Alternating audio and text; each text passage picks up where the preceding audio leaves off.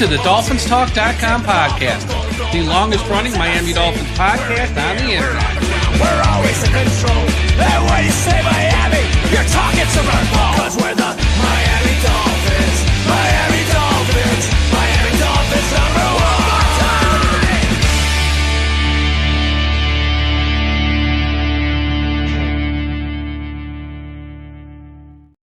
Hello, Miami Dolphins fans. How are you today? And thank you for listening to the DolphinsTalk.com podcast on this Tuesday, September 30th. Hey, we get to talk about a win today. I'm Michael Leva, joined by Josh Moser. Josh, if they would have lost this game, this would have been a really depressing show. But they found a way to win, and I know it doesn't solve all the problems. I know there's still a lot going on with the Dolphins, but for at least 24 hours or so, enjoy your win over a rival. Don't you agree? You know, all the glory to God, you know, whatever Tua said. Yeah, look, I mean, enjoy it. The uniforms were awesome. I think they look so great. You know, they'll look good, feel good, play good. You know, obviously, the Jets are a horrible team. They beat themselves. The Dolphins still made so many mistakes, but you're in the win column. You have the same record as the Ravens, which is crazy. How about that? There's still hope that, you know, you can salvage the season, even though it's going to be much tougher now losing Tyreek Hill. But you saw this team take steps. You know, we've been talking about Darren Waller for a long time now. And, man, you know, people owe him an apology. I think he was phenomenal. Very curious. I'm sure we'll get into this, but very curious to see his productivity moving forward, because now teams understand what he's going to do. So there were unscouted looks, as they like to say, in the football. I have thoughts on that. I have thoughts on that. We're going to get to it all. First, let me get through some business first, though. This show tonight's brought to you by Caneswear.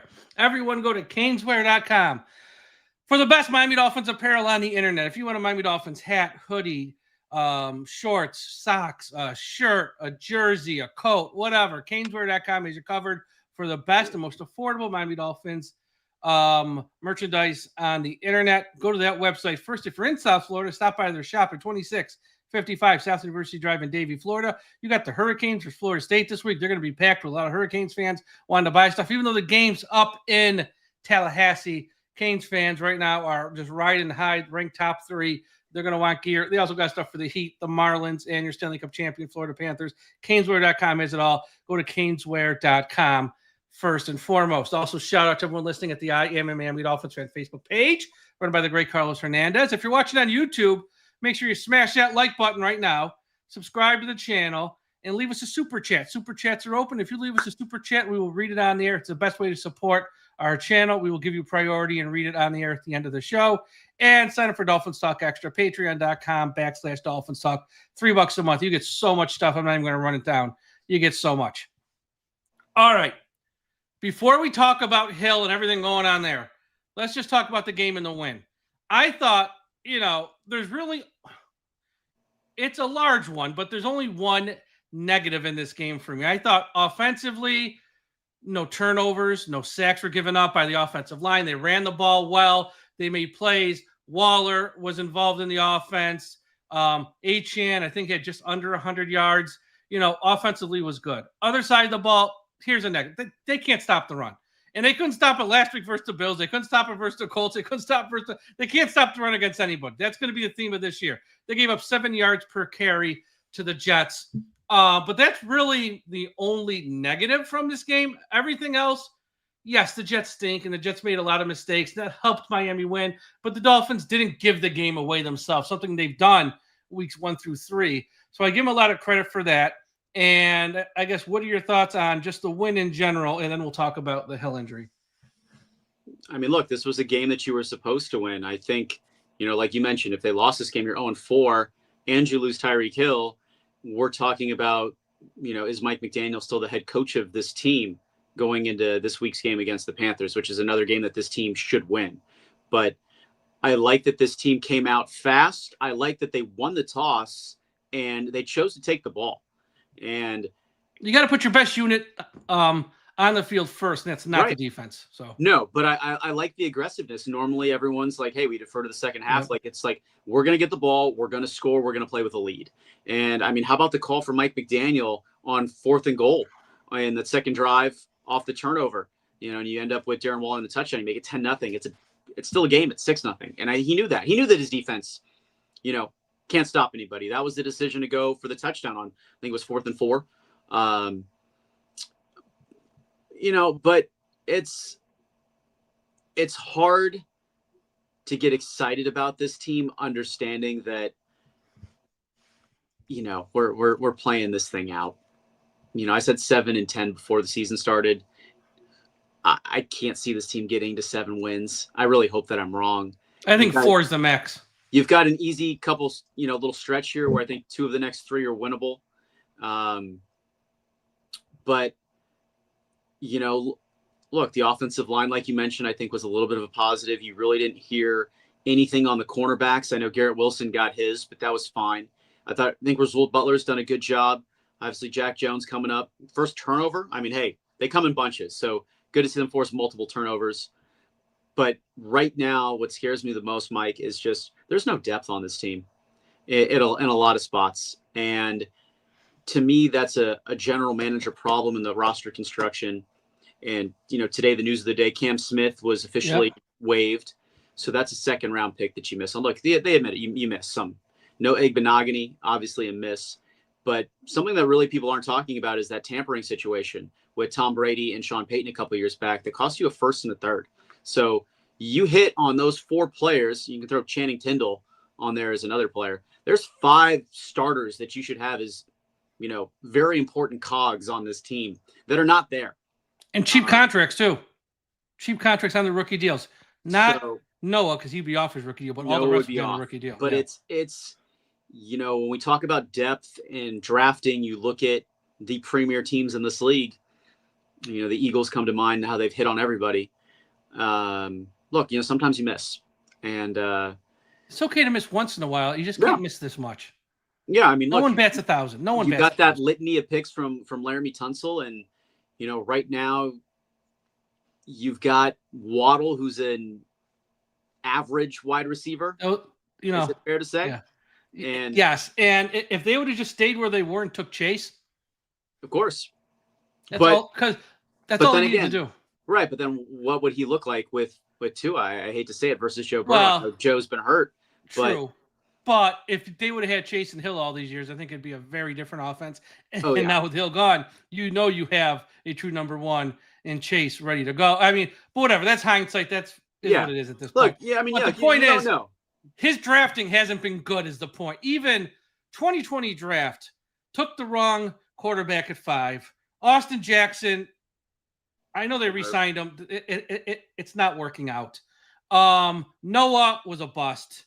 Robert Hunt was great, but you just let him walk out the door. And then with your 5th pick in the first 2 rounds was Raekwon Davis. Like you get 5 picks in rounds 1 and 2. Hunt was the only one who was any good, and you let him go. Then the next year, he had 4 picks in rounds 1 and 2. Waddle, who's okay, good player, he's solid. Jalen Phillips, a lot of injuries has sort of taken him off the thing. Holland ain't here anymore. And then they traded up for Liam. So it's like he had 9 picks in 2 years in rounds 1 and 2, and you got bupkis to show for it. Let's be honest. And I mean, that's the reason where the team is where it's at.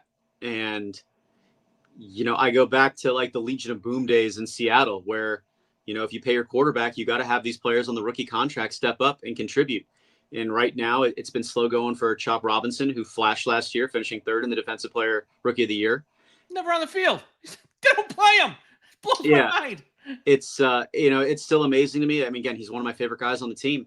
But Zach Steeler, I mean, you gave him a big raise. He's a captain. We haven't seen him have any sort of level of success that he's had in recent years, which is surprising. Jordan Brooks is a machine. He's been, to me, the best player on the defense. I think he had 18 tackles, I want to say. 15 solo. I'll say this about Zach Steeler, and I thought this would have happened last year. It didn't. So when he was playing opposite Wilkins, you couldn't put 2 guys on either one because then one would beat you. And then last year with Campbell, he played so well. Again, he had someone opposite him. Grant has been invisible for 4 games. Now, I know he's a rookie. I'm not saying he's a bust, but, Zach needs someone opposite him to draw a little bit of attention. And right now, they have nobody. And this ain't going to change this year unless Grant, flips a switch and becomes someone who they thought they were at pick 13 they were getting. It might take a year with Grant.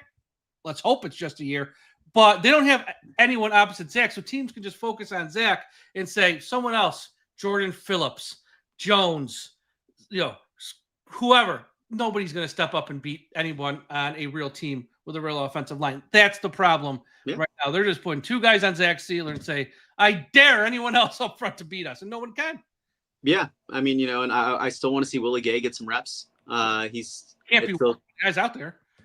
So, but I'll say, look, the team played inspired. They played the best that they have, and it's a step in the right direction. You're trending up. Granted, the competition was not as good, but if you look at the last 2 games, they challenged the Bills, and they came out here. The Jets, they took care of business. They arguably could have saved head coach Mike McDaniel's job because it certainly would have been the hottest seat in the NFL. I think now it gets him a little bit of reprieve, but I think you need to go now into Carolina and you need to go beat this Panthers team. You're simply a better team than them, and they're dealing with injuries as well. You mentioned Robert Hunt. We know he's out for the year. So, I want to see them get to that quarterback, and, they should win a road game for the first time this season. Yeah, I mean, I said so. I woke up this morning and you go on social media, and I know it's social media. People say, everyone better shut up about Mike McDaniel on the hot seat, which my response is, no, it's 1 game versus the Jets. Nothing has changed. Does it mean he will lose his job this week or next week? No, obviously that's not going to happen, but nothing changes. If they continue to lose, we're back where he's right where he is now. I mean, the seat's hot. Yes, they beat the Jets. Congratulations. That's a great win. They needed to win badly. No one's saying that they did. Enjoy the win. No one's saying don't enjoy it. But to think that he's now off the hot seat because they won 1 game in September versus a Jets team that had 13 penalties for 101 yards, that's not a reprieve. Yeah. They still gave up 200 yards rushing. Yeah, with those turnovers, and they gave up 197 yards rushing. He's still in the hot seat. So is Greer. Talk to me when we get to 500.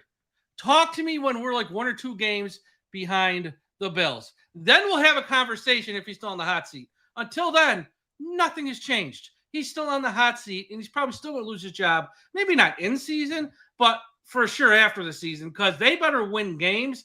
And like you said, they won last night. They were handed that win. I mean, that was a 6-point game at the end. The Jets had 3 turnovers. They ran for 200 yards. They should have won that game by a lot more, if we're being honest. I don't want to be negative and nitpick, but it's like they won, and there's a lot of buts after it. Yeah, Let's see them not go on the road and beat the Panthers. It's the Panthers, not playing the Chiefs. You're not going to Arrowhead. Beat the Panthers on the road. Yeah, I mean, I'm with you. And I mean, the Dolphins fans, we do this every year. It's, this is the year. And here we are again. And as we go into Tyreek, it's like all of a sudden, everything was trending. Like you saw it going. And then he's been playing well. Boom. He's been playing well. Floor drops out. Yep. And you're just wondering, are these omens of like, do you just blow this thing up and start it over? Yes. I mean, obviously you never, wish any will on a player getting hurt. No, you don't want to see that. And it's just, I was having a debate with a couple people and they were like, does losing Hill for the season help Mike McDaniel's chances to keep his job? And my answer is no. No. Yeah. It's one player. He's your best player. He's your best player. But this is where you need to come up and scheme and get your players to buy in and get them to elevate.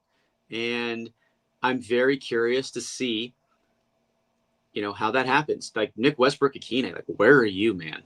Like, what's going on? All right. We understand, Malik Washington's been good, but, I need him to take a step, significant. More is going to be on his plate now. A lot more is going to be on his plate. Washington's going to get the most on his plate. And I think Waller, I know it's 1 game, they're going to be more on his plate because he is a threat. He's a match. He's a mismatch for most teams that you play with his size, his speed. You can't put a linebacker on him. If you put a safety on him, that's going to help wide receivers. So But now with Tyreek out of the equation, I mean, that was the secret sauce. So, kind of like we were talking about with Sealer a minute ago, you can still, that Tua is not running. And you saw what Justin Fields did, like he did when he played for the Bears and gashed this team. He basically did the same thing again, but that Tua is not running. So you can put 2 guys on somebody and Mike would be that it would be either Waller or Waddle, and then they would force somebody else to beat you. And then if you can get Tua to his second or third read, that's kind of the formula. Yeah, here's my thing. Anyone who says losing Hill's a positive is nuts. He's their best player. Who would say that? Well, you'd be shocked. What? You'd be shocked. Go online, people. You'd be shocked. Here's the deal, though. I will say this: Hill wasn't going to be here next year, anyways, and it's just because of the contract. No money was. It was $36 million if he's let go, and they need every penny of that. And plus, there's all the off the field stuff. So they now have the rest of this year to see if Waddle can be a true number one. I think he can be. I've always been a big Waddle guy. I think he can be a true number one. But now he's got to go out there and earn it and show it. I don't know if he can, but we're about to find out over the next however many games we got left. So that's there for Waddle. I do think the team's playing too high safety against us all the time.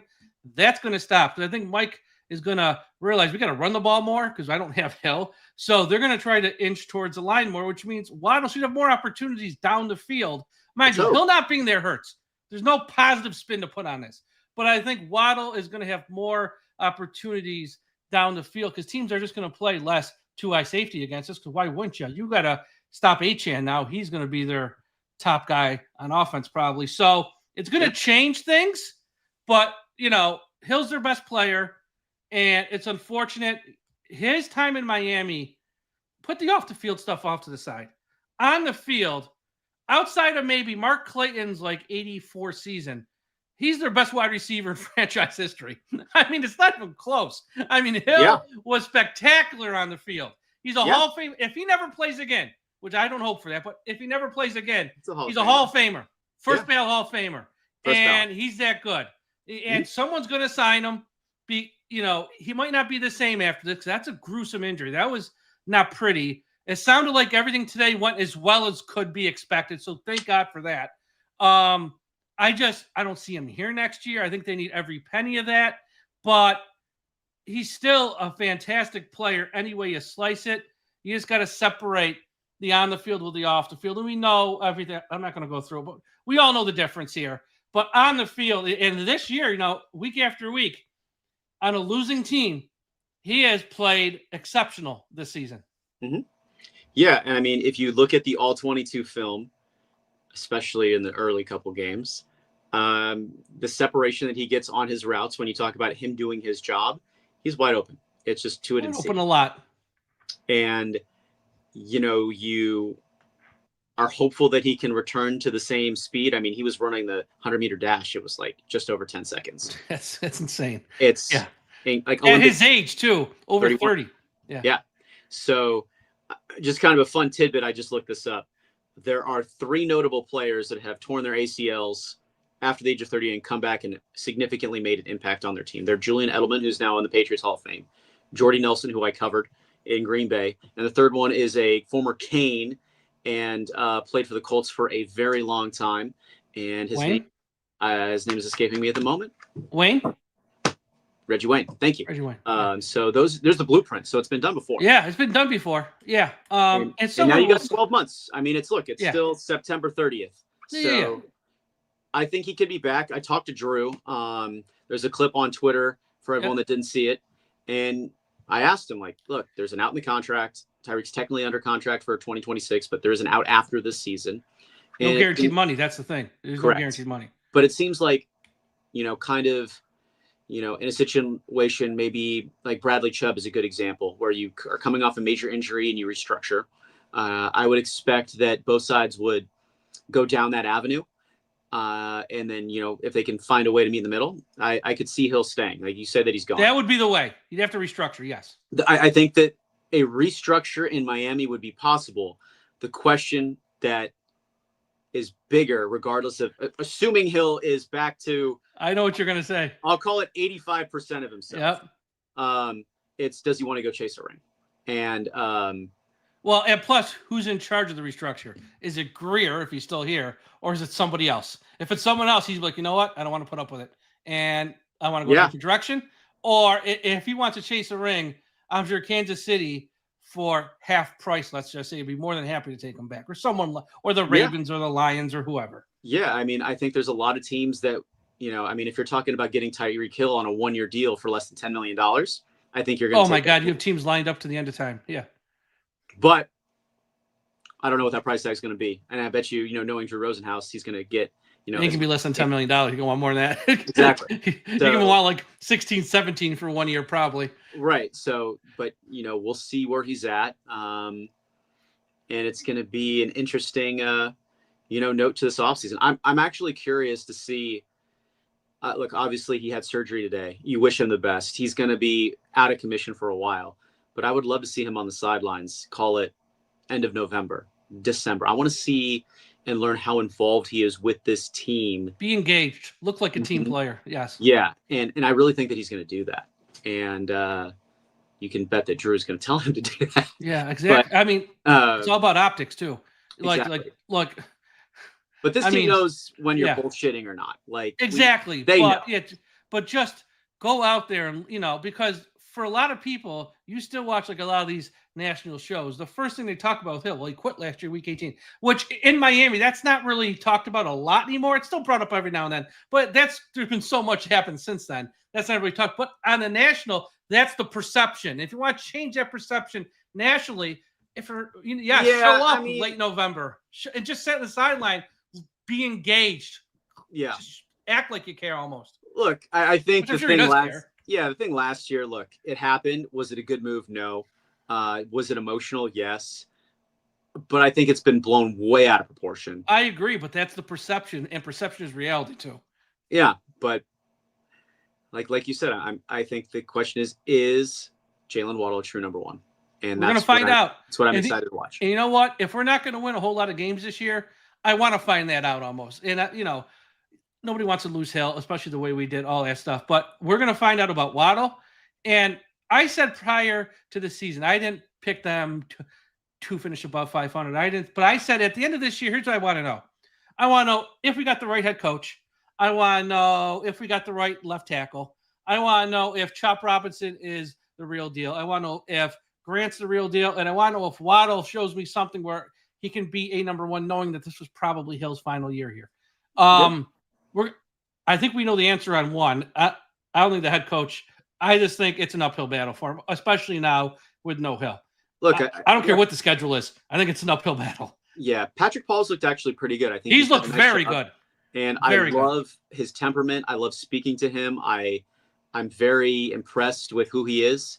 Kind of a name. I'm curious to see if they'll activate off the practice squad. Is Weiss, the kid out of Missouri. Theo Weiss, Missouri, yeah. He's a big wide receiver. It's something that this team does not have. We've seen the link with Darren Waller, what that can do. Because he's been on the practice squad, we haven't been able to talk to him. So I forget his teammate at Missouri that was taken in the first round this year above him. I know what you mean. I think he was on the Bears. It was a first-round pick out of Missouri this year. He was younger. Luther Burden. So Weiss caught more passes than Burden, had more yards than Burden at Missouri last year. Missouri. He had a big year, 60 catches, 884 yards, and 4 touchdowns. The year before, in 2023, 49 for 682 and 6 touchdowns. Yep. He was a big-time player in college. He's got the physical tools. I have no idea where he is on the playbook, and I don't know about his, work ethic. I haven't talked to him. But his physical abilities and the numbers that he put up in college are staggering. And he's something different that this roster does not have. And again, this team bringing on Cedric Wilson from the Saints practice squad. So kind of maybe a similar player to Weiss from a stature standpoint. So kind of curious to see how that scenario plays out. But, if we can put this together, he'd be a player to watch. He's only 24. Yeah, I think Wilson in the short term, because again, they're coaching for their jobs. They're trying to still turn this around and make the playoffs. And I totally get that. Wilson is someone you want. You don't want to probably throw out there someone as young as Weiss. But if there comes a point in the next 5 weeks, it's like, well, let's just play the kids at this point. And that's when you are probably going to see Weiss get the opportunity. So there's that. And I got a random question because if you play the kids, like, do you think that there's a point in the season? Like, what would be the point in the season where you sit Tua? Like, is there? Oh, that's a possibility. Yes, it's Only a last month of the year. possibility. I think it's last month of the year though. Because I think if you look, if they're like 1-8, you can do it then. But the moment you make that move, you've essentially moved on from him. So you better be damn sure, because you're not going to sit him in November and be like, he's our guy next year. No, he ain't. You just sat him in November. Like if you sit him the final 3 games and you're like totally out of it, you can say, well, because we want to see Quinn Ewers, we want to see Zach Wilson, we want to see what we got there. But that's like end of the year, no one cares. If you do it in like November, even if you're like 1-9 or something like that, like you've essentially said, he gone. And I don't know if they want to open that can of worms, especially the people here want to open that can of worms, because they might not be the people here next year. So that's where, that's why it gets so messy with that's why I was asking. Right. Yeah. I think that's like a last resort thing. Unless he gets hurt, and then you can slide him on IR. And even if it's not a serious injury, they can exaggerate. Oh, you know what? He's hurt. He's got an injury. We got to go on IR. I know the fans are going to be chirping about this one. It's a good fan topic. Oh, it is. But, I mean, really, here's the deal. These next few games, I don't want to say they're easy, because no game we have is easy, but they're somewhat winnable. It's not like, it's not the stretch of Ravens, who I know is not, who aren't looking great right now themselves, but it's still the Ravens at the end of the day. Ravens, then home against the Bills, then at Washington. It's not that stretch. It's Cleveland, Atlanta. The Chargers are a good team, okay. They got the Panthers, who are hot and cold. Let's see what they do these next 4 or 5 games. Let's just see what they do, and then reevaluate. I think, and we're going to know a lot about the head coach. We're going to know a lot about the quarterback, and we're going to know a lot about some of these young guys. Chop Robinson cannot be on the field for like 30% of the snaps. That's just asinine. He needs to be out there for like 80% of the snaps. He got to be out there more. Grant, do something. I don't know. Do something. Pick 13th. Do something. I know he's a rookie, and I don't want to come down hard on a rookie when he's only played 4 real games. But at this point, do something. And I think it is what is in the secondary. I mean, Cam Smith, good God. Tough. That's a tough one. And second round pick, you can't just waste I went through just a 2020 and 2021's rounds 1 and 2. You take that out to 2020, it's like it just gets so bad. That's why Greer is just so bad. Look, I can tell you from my circles that Greer really wanted him. Because his son went to South Carolina and played with him. Mike McDaniel wanted to take Devon Achane in the 2nd round. Luckily, he fell to the 3rd round. I heard that as well. And but boy, were they lucky he fell to round 3. Boy, were they lucky Achane fell to round 3. Got to imagine where this team would be without him. And his agent right now, Achane's agent right now, must be the happiest person on planet Earth. I don't know who it is. I mean, he's Rob Nathan. Okay. Because I promise you this, Dolphins fans, I don't care who the GM is. I don't care who the head coach is. The first day of training camp next year, Achane is going to show up because you want to be fine. But he will not be participating unless he has a new deal, because there's no way his agent is going to let him walk on that field coming off last year and the year he's having right now to be like, you are not stepping on that field in camp until they give you an extension, because next year's the final year of his deal, and he deserves every freaking penny of it. He's got to get paid. Yeah, he's your most versatile player on offense, and he's now their best player on the team. Now, Phil gone. Over Minka. Yeah. Yes. Mm-hmm. Yes. I agree. And he's probably the most important player too. But I agree. Yeah, so we'll see what they do versus the Panthers this weekend. Winnable game. It's on the road. Panthers are 1-3 as well. Their only win was at home, 30-0 over Atlanta. So they lost all their road games. Their only home game, they shut out Atlanta. And Atlanta's kind of a hot and cold team. Yeah, so weird game. It's a weird team too.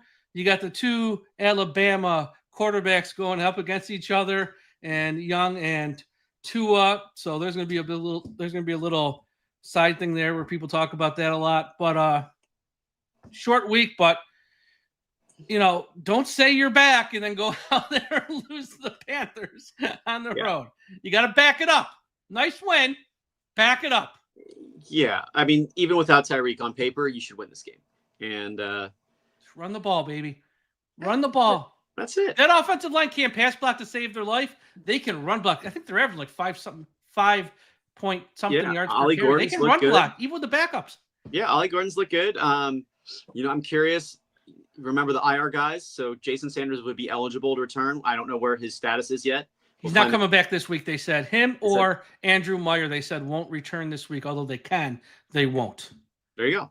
So I think they got one more out of the kicker elevating him from the practice. No, he's on the active roster as of this week because they put Jason Marshall Jr. on IR. So that's been my question too. You only have 8 guys you can have come back, and they got a lot of guys right now who they want to bring back. Do you waste one on a kicker? Jason Sanders, you do. Jason Sanders, you do? This Patterson kid's been pretty good. Yeah, I think. And he's cheaper. Yeah, but I mean, you still got to pay Jason. Like, he's still making his money. This year. It'd be interesting. I mean, but then again, like, if you've got nothing to play for. That's what I'm saying. If you got nothing to play for and you start thinking about big picture, it's like, okay, next year, are we going to pay Sanders all this money or this kid who's making a third of that? Yeah. I mean, that's what happened to Mason Crosby in Green Bay. He just got priced out. Yeah, I mean. There are a few kickers that are making $4 million like Jason Sanders is making. And, here's the thing. When we talk about Hill, like we talked about Hill and his money, and we talked about Sanders and his money and they're being hurt, or they're going to be here long term, it's a cold-hearted business. And you almost hate to do it when somebody's hurt. But if you're an NFL GM, those are the conversations you got to be having to be like, okay, like, how do we get high production for the cheapest price? And yeah, he's hurt. I feel awful about that. But in my job, I got to make sure we have to maximize every penny under that cap. And I look at this kid Patterson, who's been fantastic, not making nearly as much as Sanders. We haven't missed a beat without Sanders. I'm like, long term, it's just something to consider, I think. Yeah, I mean, why use one of the 8 spots? Let's save that. It's a kicker. I think it's on a losing team. Yeah, I mean, if you can get your punter, your long snapper, and your kicker on minimum deals, that's going to help you elsewhere. Yeah. So, all right, we'll see what happens. Short week, Panthers, Sunday, 1:00. It's on Fox. I don't know who the announcers are yet. We'll find out tomorrow. It's going to be Burkhardt and Brady. No, it ain't going to be Burkhardt and Brady. This might be the Chris Myers, Mark Schlereth special. Like, they're like the last team, I think. It might be, but if that's a guess, that would be my guess. Chris Myers and Mark Schlereth is my guess. I have no idea. Driving back from Tallahassee, listening to that thing on the radio. Oh, yeah. You have a busy weekend. Yeah. Florida State, Miami. Florida State coming off a loss. I think that's the worst thing for the Canes, actually. They're going to be extra motivated. They got to win. They got to win. And, of course, Lee Corso will be at that game on Saturday, too, which is awesome. He will be. I love Lee. Lee's the best. Lee can do no wrong. Everyone, thank you for listening. Be sure to follow Josh on social media at The Mo's Knows. Check him out on WSVN 7, South Florida's #1 news station. And we'll have shows the rest of the week here to get you ready for Dolphins, Panthers. Everyone, take care. And don't forget, when you're on the road, we must put an end to highway profanity.